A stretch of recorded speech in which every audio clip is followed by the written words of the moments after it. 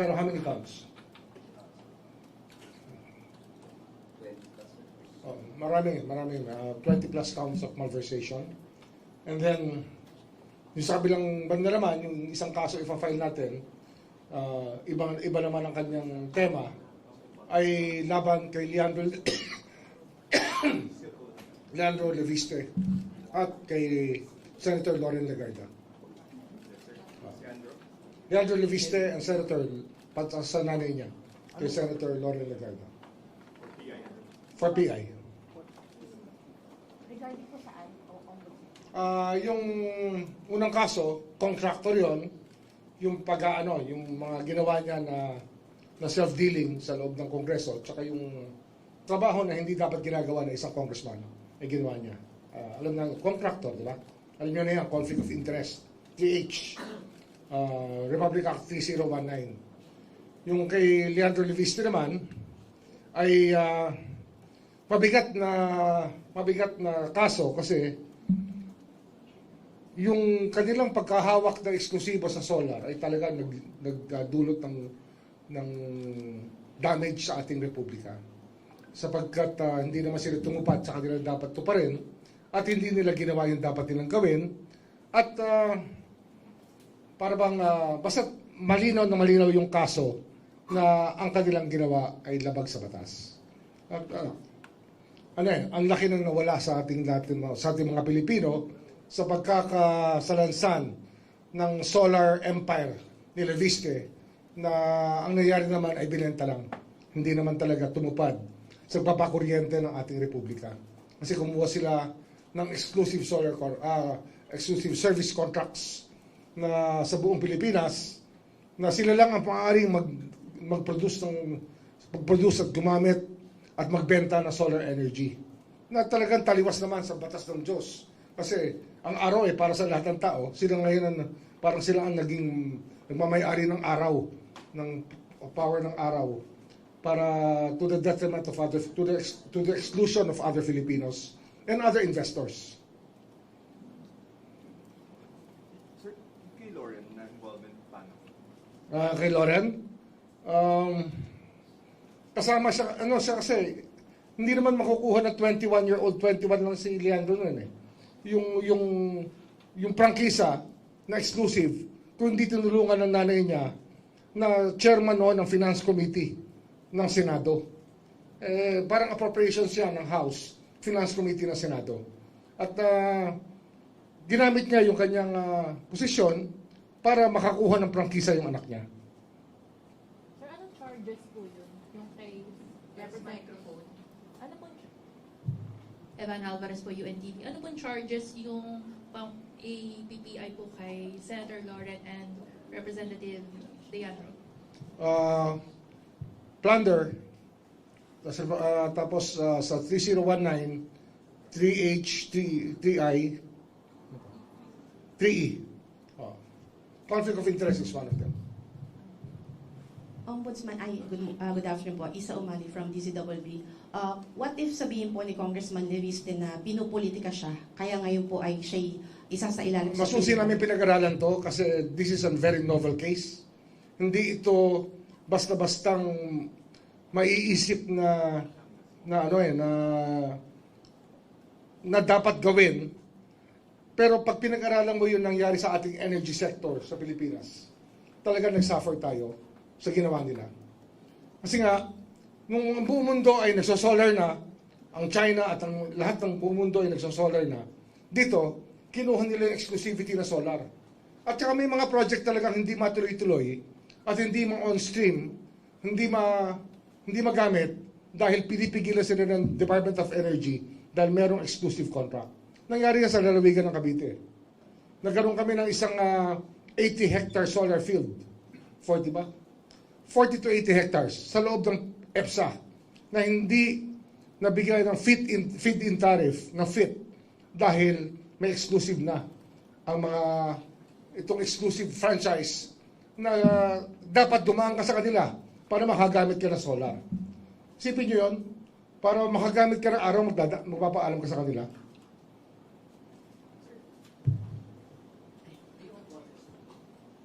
Ombudsman, meron po tayong timeline for the filing of cases po. Thank Hindi, you. ito na.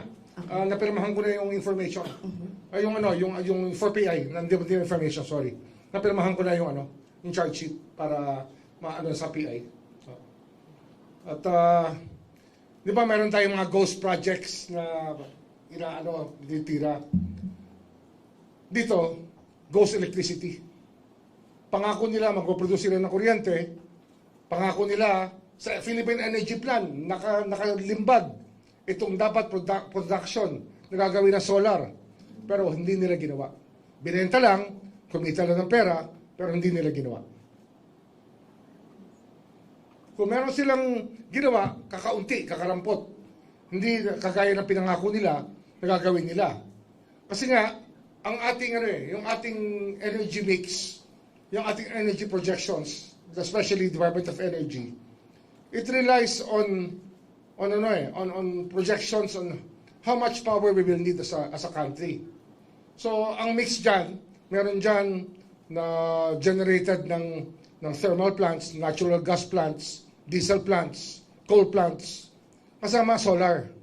Yung solar hindi dumating. So, kaya ang taas-taas ng presyo ng kuryente natin, isang dahilan yan. Of course, dito sa Manila, ibang usapan naman yung taas ng presyo ng kuryente. Kagaya na sabi ng Pangulo, itong systems loss ay isang dahilan kung ba't mataas ang kuryente natin.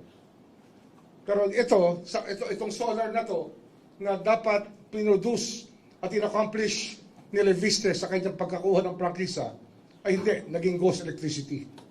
Kuryenteng hindi talaga kuryente. Na kuryente lang tayo kay ika nga. Sir, just to clarify, Sir, Eric from Inquirer po. Just to clarify, yung plunder and graft po, both Legarda po and Leviste? Yes, both.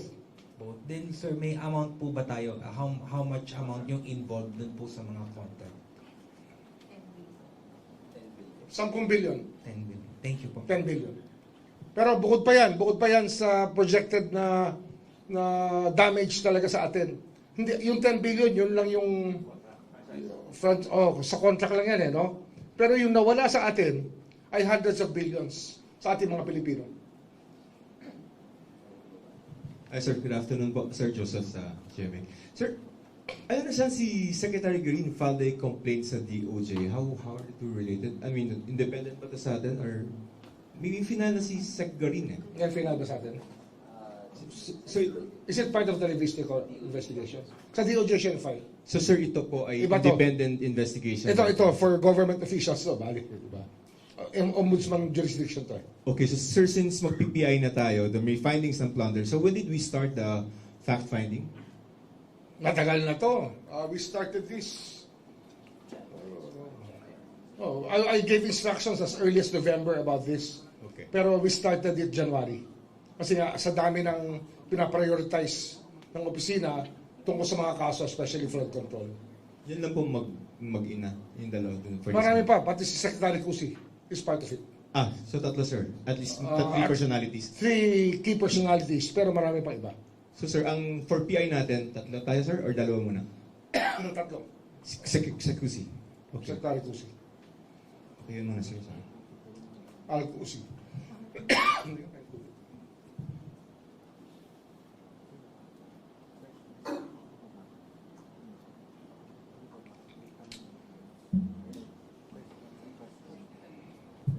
Wala nang tanong? Okay na?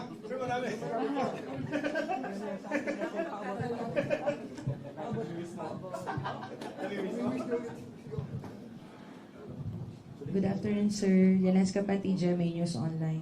Sir, update lang po dun sa obstruction of justice complaint filed against Senators Cayetano and Robin Padilla. I understand nag-file ng counter-affidavit si Senator Cayetano. Yes, yes. How about Senator In-acknowledge Padilla? namin yan. In fact, sinulatan ko si Senator Padilla tungkol dito. Kasi nga, nagkaroon ng problema sa opisina mismo. Yung ating procedure dito is contained in an office order sa rules ng ombudsman ay hindi sinunod yung naglalag. Kaya under investigation ngayon yung naglalag ng communications. Kaya I wrote Senator Padilla explaining nga na yung aming procedure na bawat communication ay dapat malag muna bago ma-filled out ay hindi sinunod ng isang personnel natin dito. So tama siya, sir. Tama siya. Kaya sumulat nga ako sa kanya para ipaliwanag itong pangyayari ito. Sir, sorry. Saan po nagkaroon ng problema? Mali Dito, po yung pag-file? sa receiving O pag- namin, sa receiving kasi namin dito sa Central Records, meron siyang ilalag dapat ang bawat communication. Dapat yan, nasa isang tingin mo sa computer, alam mo kung kailan dumating yung bawat dokumento. Ito, hindi nila nilag, dinala kagad sa division na nag-investigate ng obstruction of justice. Hindi nilagay sa Central Records. Kasi, ginawa namin ito para walang parking. Ang sistema dito, kasi maraming nagrereklamo na may parking daw dito sa Office of the Ombudsman. Ang ginawa namin dito, ang bawat communication ngayon, kinakailangan malag kagad. So sa araw na to, alam namin kung anong dumating at kung anong status makikita namin ang bawat dokumento. Dito, hindi niya ni-record. Diniretso niya. That's a grave offense when it comes to an office like the Ombudsman's office. Under disciplinary investigation ito. Sir, given that hiccup, nag-file na po ba si Senator Padilla ng counter affidavit? Yes, nag-file siya. Nag-file siya. Sir, do we expect resolution on this We complaint? will see. This is being evaluated by the pool of investigators. Okay, sir. So, nag-reply na din si Senator Cayetano Yes, and nag-reply na rin. Padilla both of Yes, them. yes. Are you at liberty to share how they defended Actually, themselves? I don't micromanage, but alam ko nag-file na sila, so it's going to be resolved by the body, by the people who were assigned to do it. I don't even know who's on top of it, kasi ayoko ngang micromanage ko yung mga bagay dito, hindi tama eh. So, sir, yung sa process lang, yung obstruction of justice will be filed before the Sandigan Bayan if ever? Or administrative case lang ba ito? Yun ang pinag-uusapan pa. Kasi nga, pwede itong sa RTC, pwede ito sa Sandigan Bayan. Pwede rin sa DOJ muna. So, we're looking at it now, kung saan papunta to.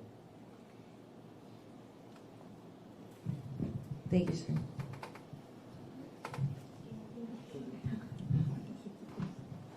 Juan Antonio po from IBC News. Ombudsman, hingi lang po kami ng update regarding po doon sa mga documents and evidence na sinubmit po ni Senator Ping Lacson regarding po sa flood control sa Taguig. Meron na po ba kayong... Nakakakuha lang namin ng... may nagsabi lang sa akin kanina, habang ako'y nanananghali, na dumating na sa amin yung information na pinadala ni Senator Lacson. I-evaluate pa. We're evaluating it kasi nga, iba-ibang standard tayo. Andito ang standard kasi dito, kinakailangan, bago namin i-file, alam namin kompleto pati ebidensya. TJ Mendoza po from Net25. Ombudsman, yung ano lang po kay Romualdez, if ever meron na pong update and nasaan na po yung Well, face na po. PI na siya. So we expect the counter affidavit to be delivered here within the next few days. Dapat this week, mag-file na sila ng counter affidavit. Kasi last week pa yun. 8 days ago ba yan? 8 days ago yun. Or 7 days ago. 8 days ago. How about yung kay Sen Cheese po? PI? Still undergoing PI. Yung kay Congressman Leviste, Ombudsman, available po ba yun? Or... Non-bailable ang plunder. sorry. Pati yung kay Mr. Garjola, kay Congressman Garjola, non-bailable yun kasi malversation naman. Short lang, kay Kong Cordiola, any circumstances lang sir, short, brief description of the circumstances? Magre-release kami ng press statement. Okay. Sir, kay Speaker Martin, sir, kailan po natin napadala yung subpoena? Ay, yung Order to s- file a counter affidavit? Friday siguro yun, no? Friday. Last week. So yun po yung reckoning natin ng 15 days? Yes. Sir, pahingin lang namin kayo ng reaction kasi his camp recently issued a statement, no, basically on the use of the former bodyguards.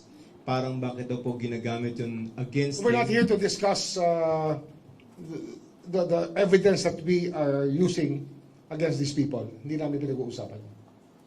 We leave it to the courts and to the panel of investigators to appreciate the veracity and value of the evidence that we are producing.